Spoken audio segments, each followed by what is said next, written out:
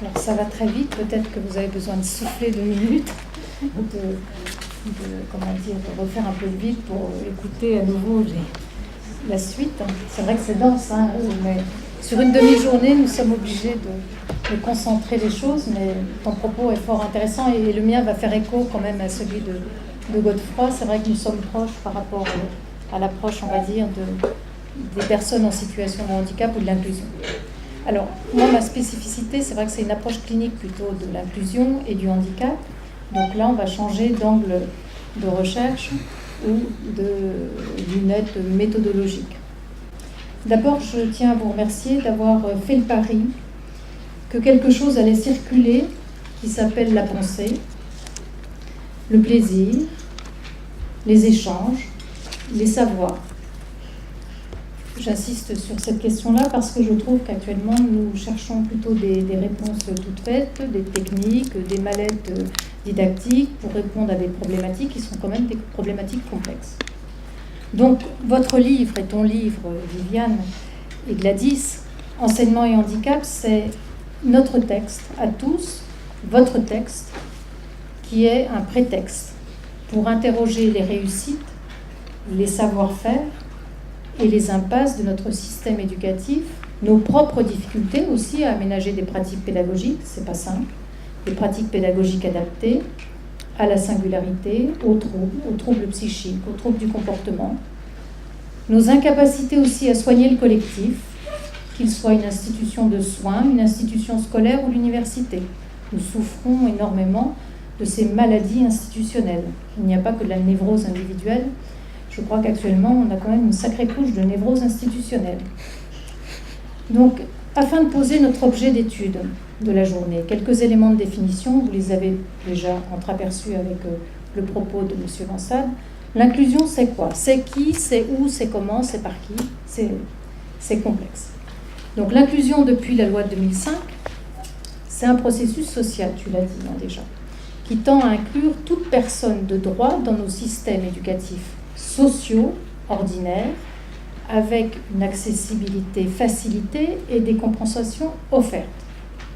Ça, c'est dans le meilleur des mondes. L'inclusion est donc sociale, avant tout. D'un point de vue des imaginaires sociaux, c'est une tentative à créer du même, du semblable, et à ne pas redoubler l'exclusion des jeunes en situation de handicap par une exclusion sociale. Le problème, me semble-t-il, c'est de considérer et de confondre l'imaginaire et le symbolique, le moi social et le sujet, l'élève dans sa dimension sociale, une fonction sociale, et le sujet, porteur de troubles, porteur d'un désir ou non.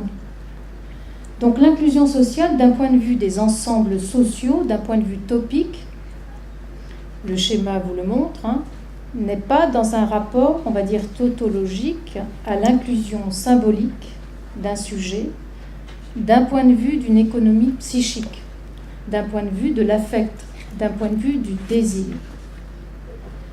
Tout comme l'adaptation des pratiques, elle ne peut se faire uniquement par un imaginaire d'une didactique adaptée au sujet en souffrance psychique ou en trouble du comportement.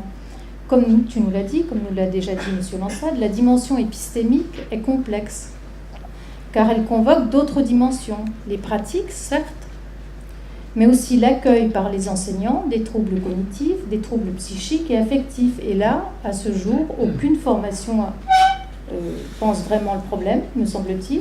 Nous avons essayé de le penser, là je fais un petit coucou à toi, Isabelle Chollet, donc, qui est responsable aussi de la formation des enseignants spécialisés du médico-social à l'IRTS. Nous avions un master qui essayait de penser les pratiques autrement, donc un master de pédagogie institutionnelle adapté aux troubles psychiques. Nous l'avons vu disparaître avec le KPI. Donc, ici, en tout cas à Montpellier, il me semble que nous sommes en difficulté pour penser les formations. On peut effectivement imaginer des pratiques, des didactiques, mais penser la question du lien, penser la question de l'accueil, la transformation du trouble, la transformation de l'affect de l'autre, c'est compliqué. Donc, aucune formation pour moi à ce jour propose un vrai travail sur la plasticité posturale de l'enseignant. Et là, j'espère qu'on va pouvoir mener à bien un futur master à ce sujet dans notre département en sciences de l'éducation à l'université Paul Valéry. J'emprunte, donc il n'y a pas de vrai travail sur cette plasticité posturale de l'enseignant. J'emprunte le terme à Sylvie Tricaz, qui est une doctorante que j'ai accompagnée, qui est enseignante spécialisée, et qui a soutenu récemment sa thèse sur le sujet. Donc je vous invite, si ça vous intéresse, à lire son travail, c'est en ligne, vous pouvez récupérer sa thèse sur Internet. Capucine Huet, qui est ici, que je remercie, qui filme aujourd'hui notre journée, est en doctorat également avec moi, et avec Manuel Bachetol, qui est dans la salle, je ne sais où. Manuel, où es-tu? Lève la main, parce que tu es un des rares didacticiens à venir écouter quelque chose sur enseignement et handicap, d'un point de vue clinique, d'un point de vue ethnographique. Donc merci Manuel, fais un vrai travail d'interdisciplinarité. En tout cas, quand on se rencontre pour ta thèse, il y a un vrai dialogue et c'est exceptionnel et formidable. Donc Capucine est dirigée par effectivement Manuel et par moi-même. Donc Manuel qui est dans les didactiques des sciences et moi sur des questions, enfin une approche clinique plutôt du sujet.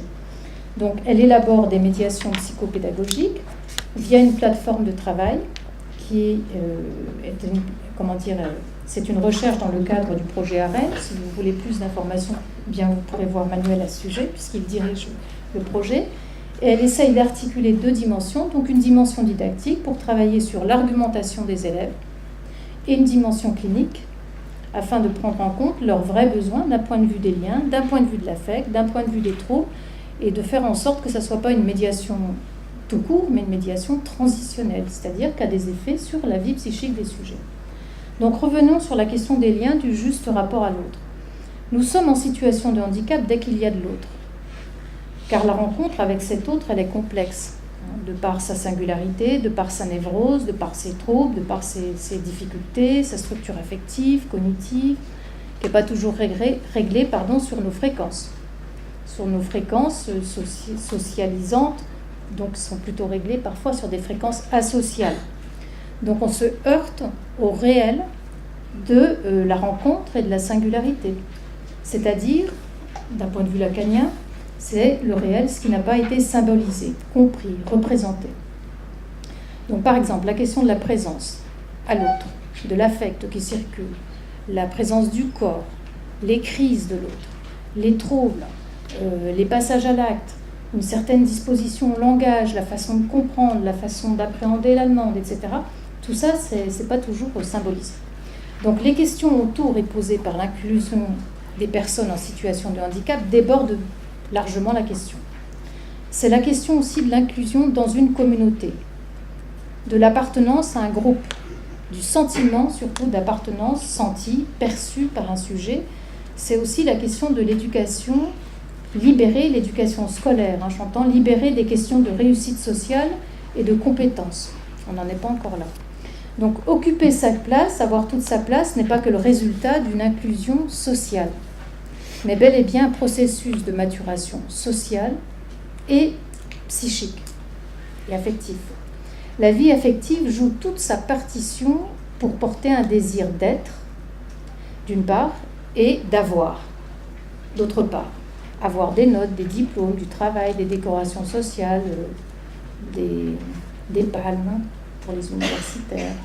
Donc occuper sa place n'est donc pas que le résultat d'un empilement de compétences et de passeports pour la norme, c'est aussi se sentir là, avec, regarder, écouter. C'est aussi exister au-delà d'un diagnostic médical. Combien de fois ai-je été surprise en travaillant en psychiatrie, par exemple, j'ai travaillé à Béziers, en psychiatrie, de discuter avec des êtres extrêmement proches des réalités, qui étaient dits psychotiques. J'étais surprise qu'effectivement, ils avaient un tel contact avec la réalité, même si une partie de leur être était occupée, colonisée par un ailleurs un peu fou. L'inclusion, c'est donc un processus objectif. Inclure un jeune en classe ordinaire, mais c'est un processus intersubjectif et subjectif. Et une politique du désir et des liens. Et ça, on ne sait pas trop faire. Par rapport à ce deuxième volet de l'inclusion, nos formations, nos attitudes, nos systèmes éducatifs bricolent encore sur le dos des jeunes en situation de handicap. Un parcours personnalisé, s'il n'est pas vécu intimement par le sujet lui-même, peut-il avoir des vertus thérapeutiques ou de socialisation? Un jeune porteur de troubles du comportement pourra-t-il se baigner dans la normalité sociale et retrouver un comportement apaisé, basé sur une prise sur soi du déplaisir et de la pulsion qui est trop vive? Un jeune autiste en danger dans les relations et la temporalité ordinaire peut-il être intimement bénéficiaire de l'inclusion? Moi, ce sont toutes ces questions qui me travaillent en tant que, on va dire, que clinicienne. On fait quand même le pari que l'ordinaire, la norme, est bonne, elle est saine, elle est réparatrice. Pourtant, à l'école, il y a quand même un sacré bazar actuellement. Alors, comment s'expliquer qu'autant de sujets en situation de handicap ou pas en souffrent, viennent en psychothérapie? Pour avoir un cabinet, j'entends quand même pas mal de gamins qui ne souffrent pas de troubles psychiques énormes, mais qui sont en grande difficulté déjà dans le système ordinaire. Ce qui rend malade, à mon humble avis, c'est lorsqu'il y a quand même un trop grand écart entre le désir et la réalité, entre le sens et le non-sens, entre le vivant et la mort. Donc l'école ordinaire, les classes, pourront-elles se faire terre d'accueil et non pas terre d'exil ou de faux self social? On va leur fabriquer un faux self social, un faux self qui est un soi qui n'aura aucune correspondance avec leur affect, leur vie intime, leur intériorité. J'ai bien peur que ces jeunes déportés, excusez-moi du terme, ne soient l'objet de politiques publiques et de fantasmes, branchés sur la normalisation à tout prix tout en jouant la carte de la philosophie humaniste. Il me semble que nous nourrissons actuellement l'illusion de cadres institutionnels scolaires sains qui seraient naturellement socialisants et thérapeutiques. Et on sait que dans le milieu médico-social, déjà, c'est pas parce qu'on est un milieu médico-social avec des équipes interdisciplinaires ou transdisciplinaires ou pluridisciplinaires que ça soigne. On sait aussi que le milieu spécialisé peut tomber malade au contact de la difficulté des autres et qu'on a besoin de faire un vrai travail de soin des sujets et de l'institution. C'est pourquoi donc votre présence et votre livre nous sont quand même importants, parce que votre IME, votre travail dans le médico-social, sont là aujourd'hui pour attester des difficultés à articuler l'être et l'avoir. Le social est le sujet, et pour nous dire aussi comment vous avez pensé vos pratiques, votre collectif et l'interdisciplinarité. Une inclusion ne sera bénéfique pour le sujet que si et seulement si il ne vit pas un double exil en classe, exclu de la réussite scolaire, exclu des liens ou mis à part avec une AVS. Une inclusion est bénéfique que si les professionnels de l'éducation ont une sensibilité et une formation adaptée à ces jeunes au processus donc identificatoire différent, au processus de défense différent. C'est pas basé sur le refoulement pour certains, donc ils ne refoulent pas la difficulté, ils ne refoulent pas les troubles, ils ne refoulent pas les crises, ils ne refoulent pas la question du corps. Ils ont des rapports au corps différents, à l'imaginaire différent. Donc place à votre parole, votre texte, place à votre désir de nous transmettre. Je souhaite grandir en sortant de cette demi-journée en ayant entreaperçu des vérités et des amitiés, des réponses aux impensés de l'inclusion pouvant faire mal à des publics extrêmement vulnérables, démunis dans les jeux de société. Nous savons faire des jeux de société, la preuve aujourd'hui. Je me sens en sécurité, en joie aussi, lorsque je lis ces mots de Blanchot dans son ouvrage Faux pas, F-A-U-X-P-A-S, mais qu'on pourrait aussi entendre faux pas, ne pas falloir. Je le cite. La littérature a pour devoir de se défendre contre les lieux communs et contre ces lieux plus vastes, que sont les règles, les lois, les figures, les unités. Tout écrivain qui s'abandonne aux clichés et aux conventions renonce bientôt à exprimer sa pensée, plus encore à rechercher des contacts vierges. Cette fraîcheur du monde qui est la fin de tout art, il est la victime des mots, l'âme de la paresse et de l'inertie, la proie des formules toutes faites qui imposent à sa pensée leur puissance dégradante. C'est dans Blanchot, donc Faux pas, page 92, si ça vous intéresse. Alors j'ose espérer qu'aujourd'hui, nous allons rencontrer cette fraîcheur du monde, grâce à vous. Surtout que vous venez quand même de Haute-Savoie, donc il fait frais là-bas. Donc une très belle journée à tous. La parole est à vous, ma très chère amie de l'inclusion. Merci Sylvie, et puis on va t'applaudir.